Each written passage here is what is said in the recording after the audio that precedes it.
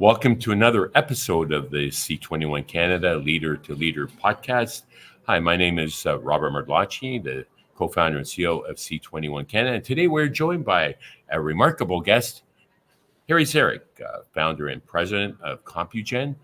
As a visionary in IT services industry, Harry has led Compugen to become one of the largest privately owned IT companies in Canada with a strong commitment to empowering business through technology. Harry's not just a leader in IT, but a firm believer in creating impactful solutions that benefit society as a whole. We're excited to have him here on the show today and discuss his journey, his thoughts and leadership, and how technology continues to shape the future of education and business.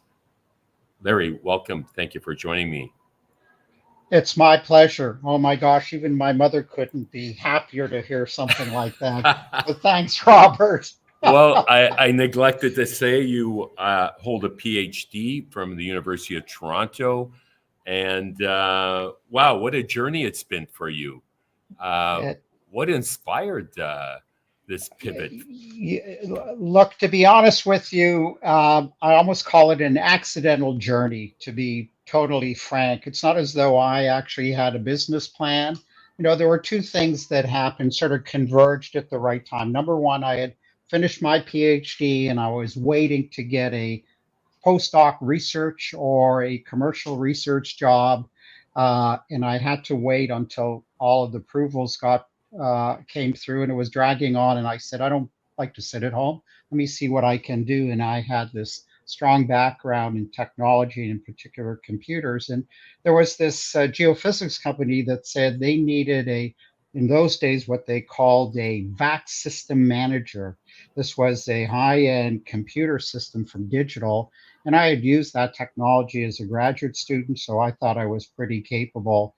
So I responded. I called up the CEO of that company. He said, oh my gosh, you got everything I need. I'm going to hire you. And I said, no. I'm waiting for this, fellowship, so I won't be hired, but I'll be happy to work for you for a couple of weeks or months. And he says, come on in. And so believe it or not, 3 months later, I finally got the approval to join this postdoc fellowship. And I said, you know what? I'm actually not that interested. I'm enjoying what I'm doing on my own, so let me continue to do that. And that could have continued, except for one thing. 1981, IBM announced the PC.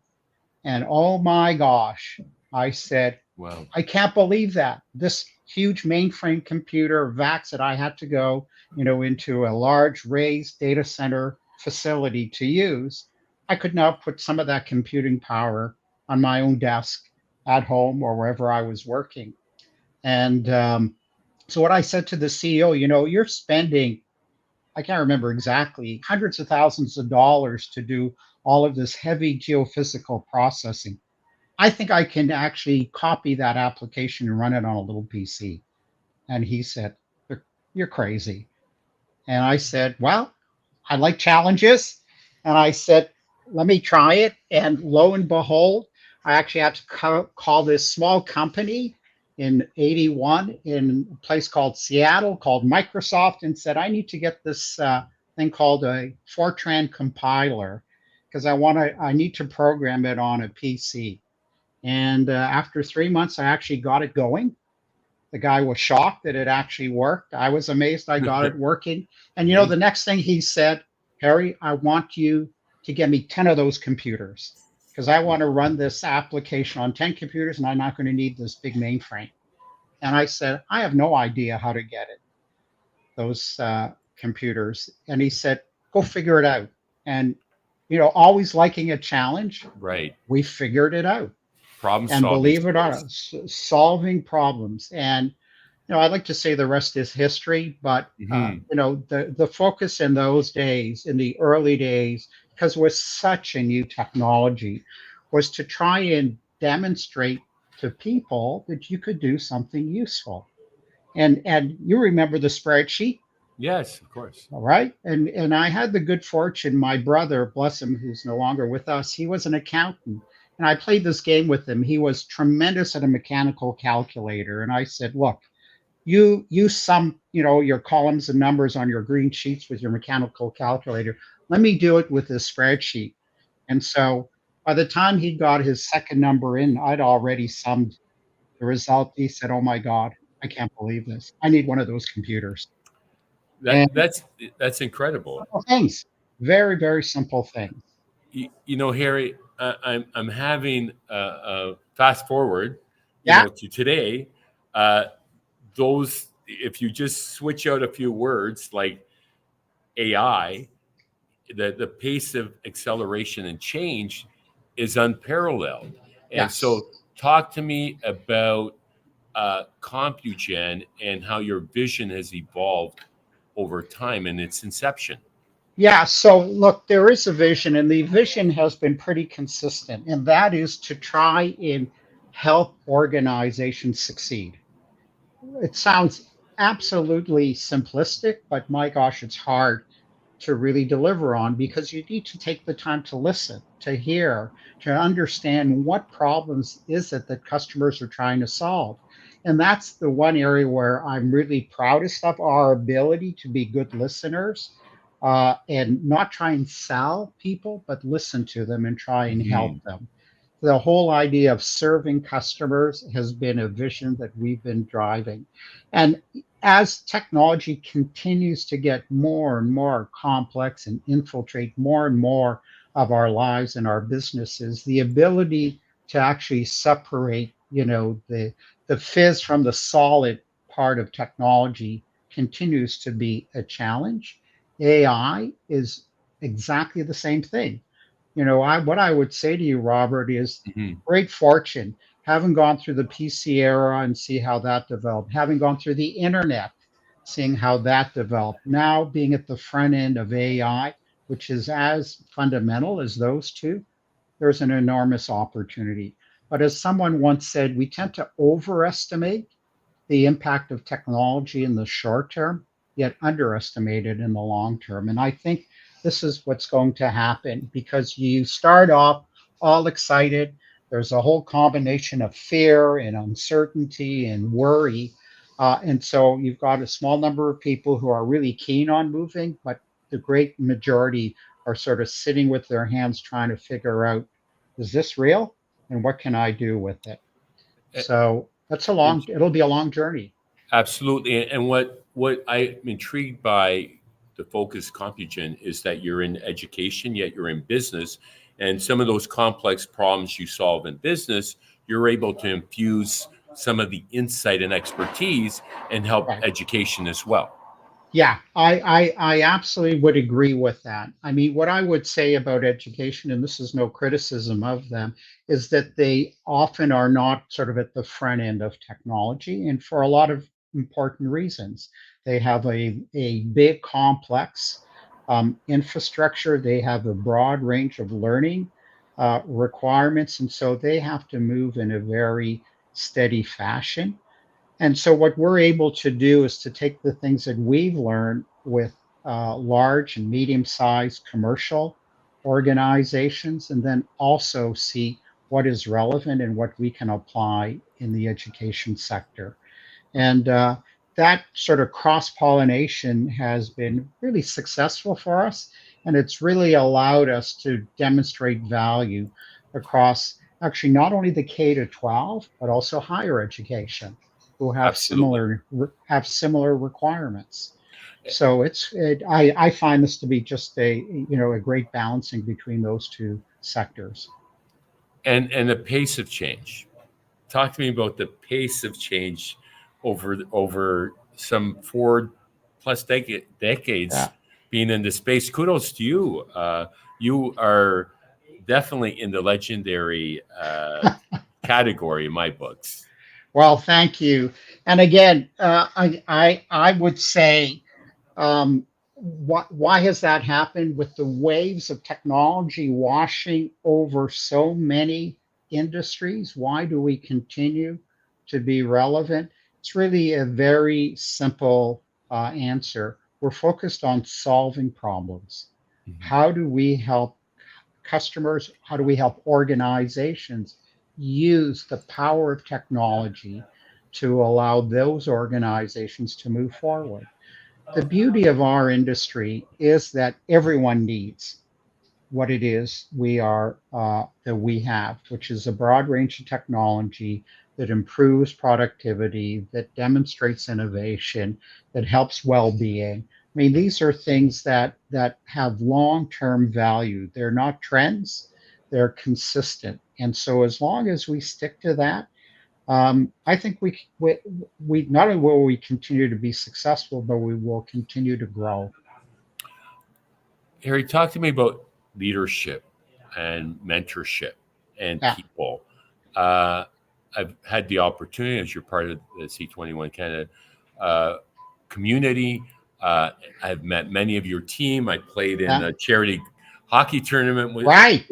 against your team, and the people are so passionate and inspiring and such strong leaders. So clearly, leadership, mentorship.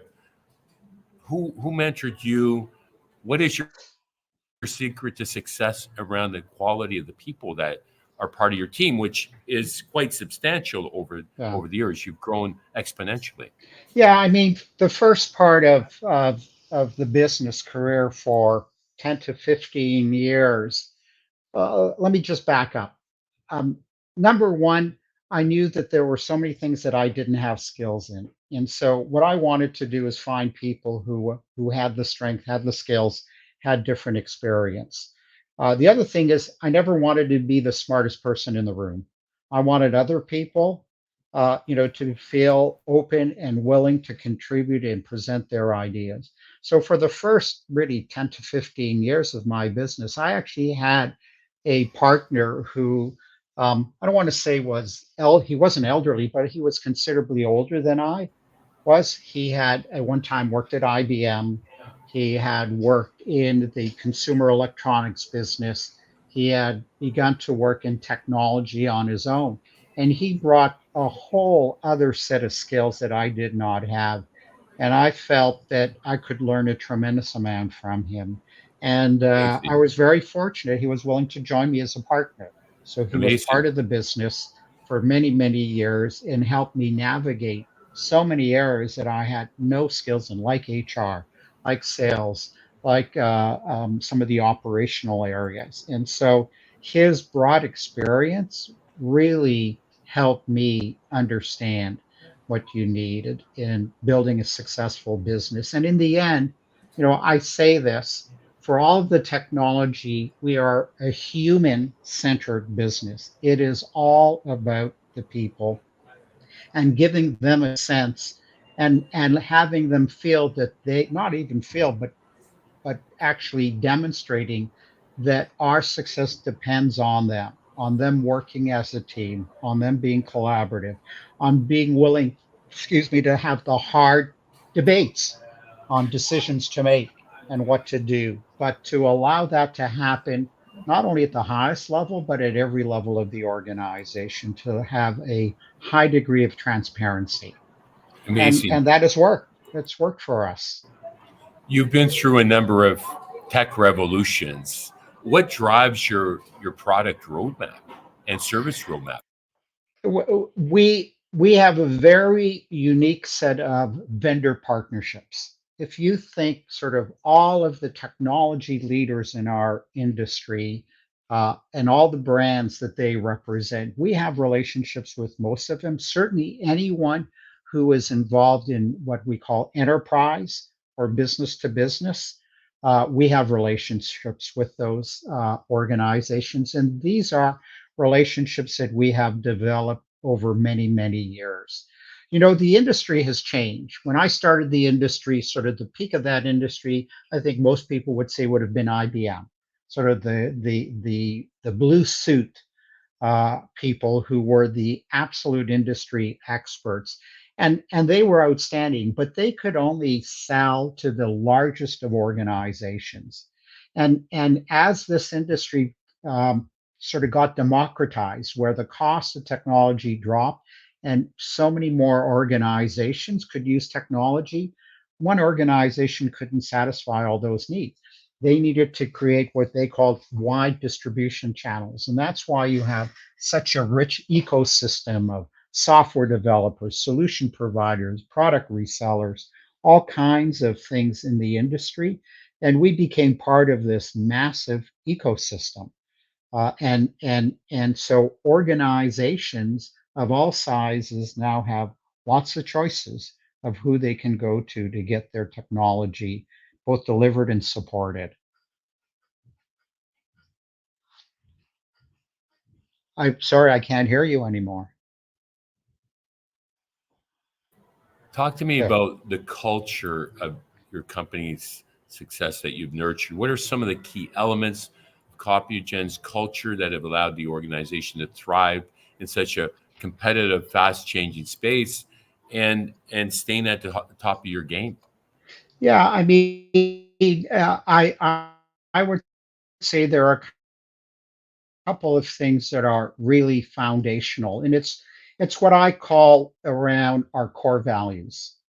And we really wanted to make sure that we were super clear about what those values are and how important they are and how we make those values real. The first one I would say is driven to make a difference. Can each of us have an impact on a, whether it's an individual interaction, whether a group interaction, a customer interaction, a vendor or partner interaction? At an individual level, can you make a difference? And we celebrate that. That is so important. This is not about a team on its own. It's about every member of that team has a role to play. And so we balance that driven to make a difference at an individual level with what we call collaborative at the core. We want to collaborate both internally, collaborate with our customers, collaborate with our technology partners, and make sure that we bring the best of everything that we have collectively to bear. And then this final thing that is, what I would call a really foundational driver, relentlessly curious. Always ask why.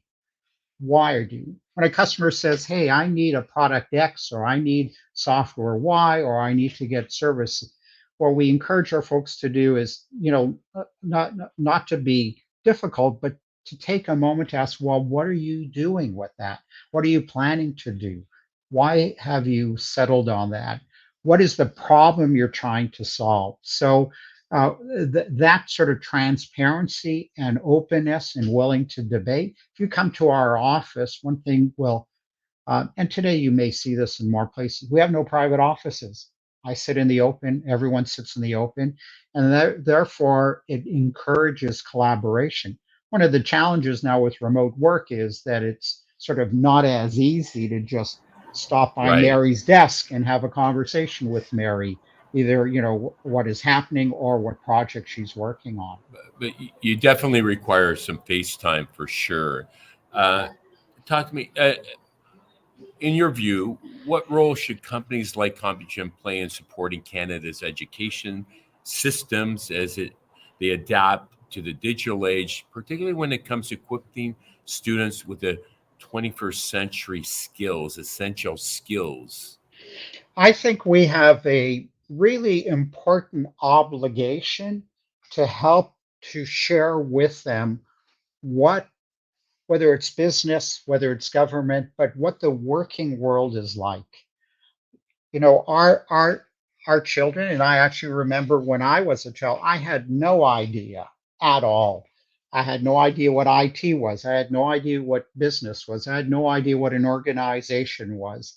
The opportunity to begin to stimulate the interest of students almost at any age about the importance of teamwork, the importance of communicating, the importance of, not being shy to say, "I don't really understand. What is it that you're trying to do?" And give them a sense of what it is that the working world is all about, and why that is relevant. We've had the good fortune. Just today, in fact, we hire this past year 12 interns over the summer, and we gave each group. There were three groups of four, each of them to take on a project in addition to their day-to-day roles. And I will tell you, I was blown away at the quality and the capability these interns demonstrated.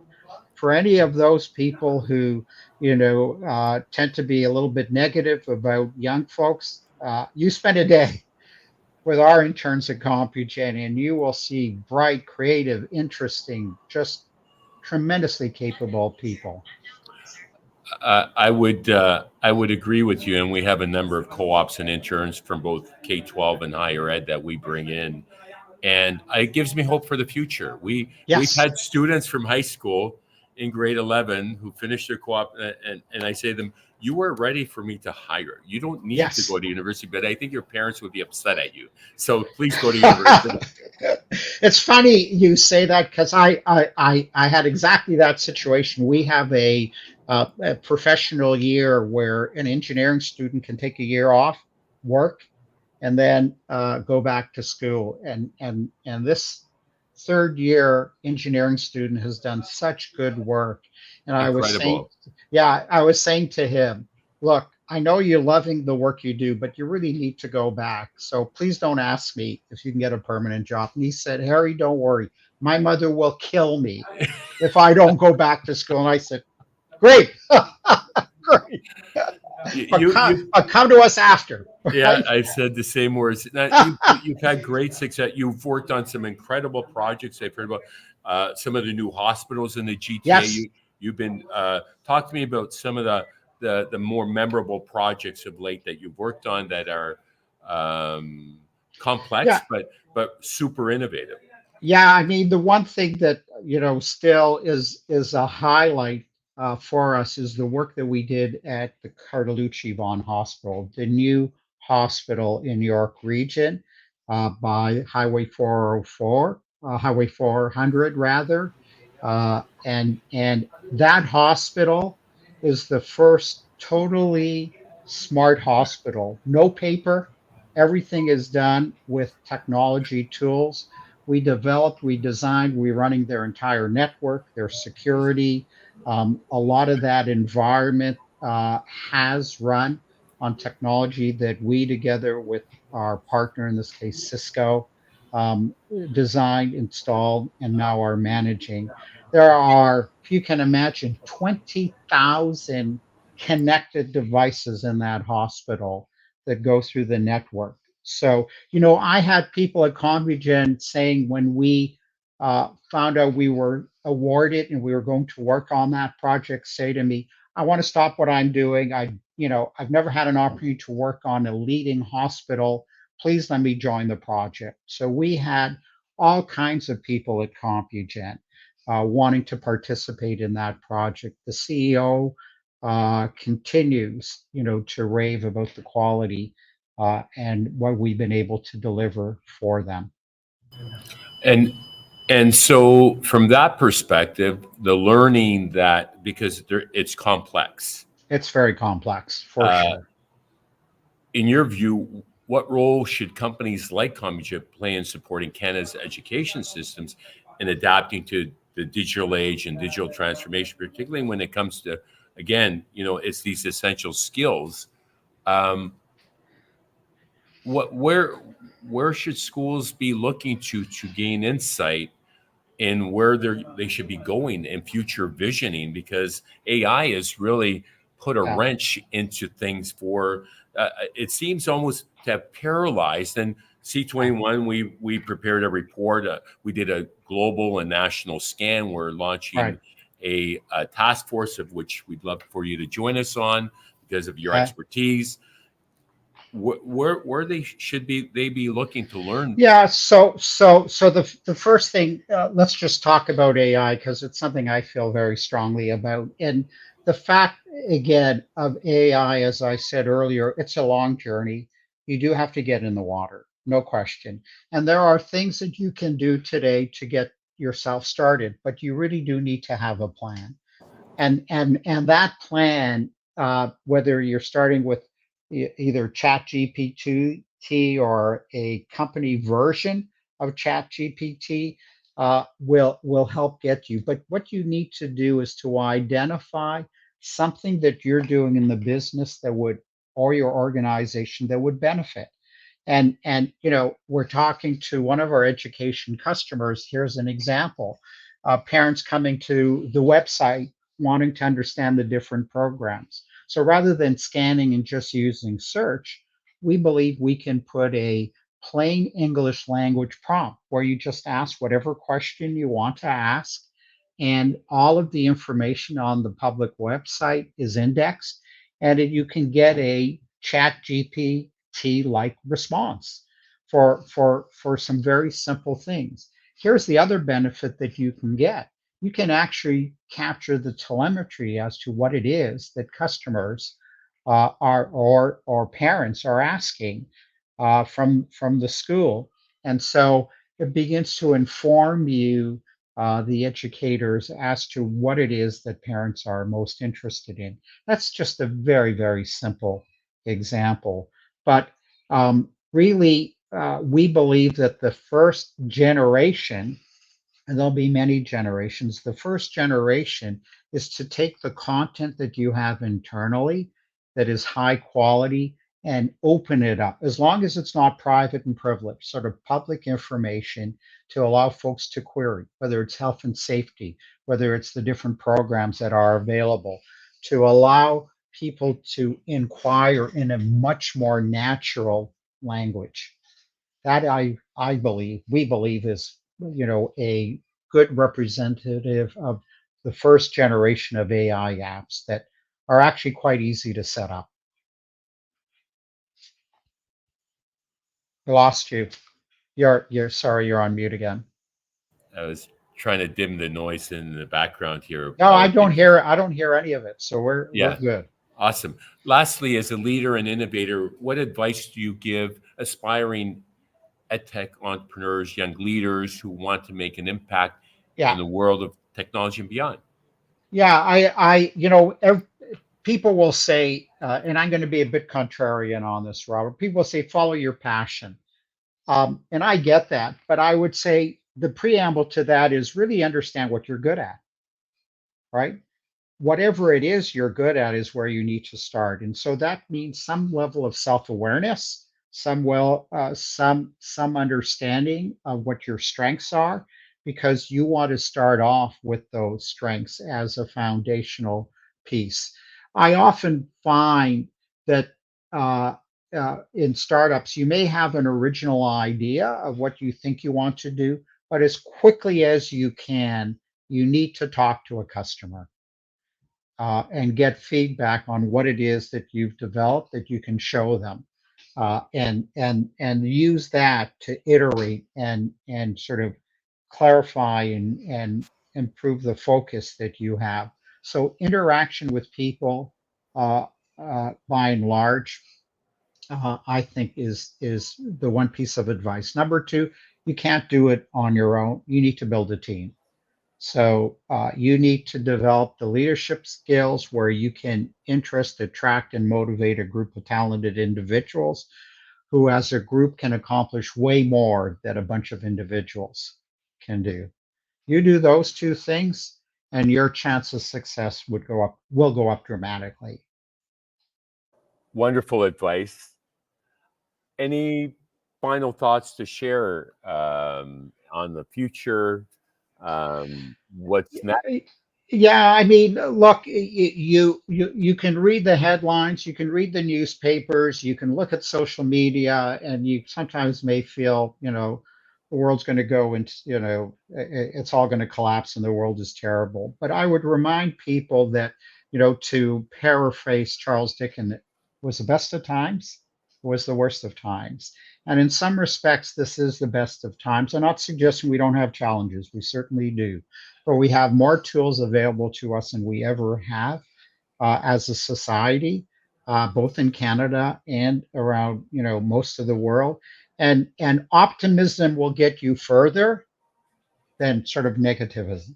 Negativism. So I encourage people to try and be optimistic about what the future looks like, because the only way we can improve the world is through optimistic people. With that, thank you so much for your inspiring interview this afternoon, Harry Zarek. Okay. Great to chat with you. Thanks, Robert. Bye. And my name is Robert Martellacci, co-founder and CEO of C21 Canada. Be sure to check out c21canada.org for our latest report on the future of AI in K-12. And until next time, stay healthy, stay safe, and keep the learning curve steep.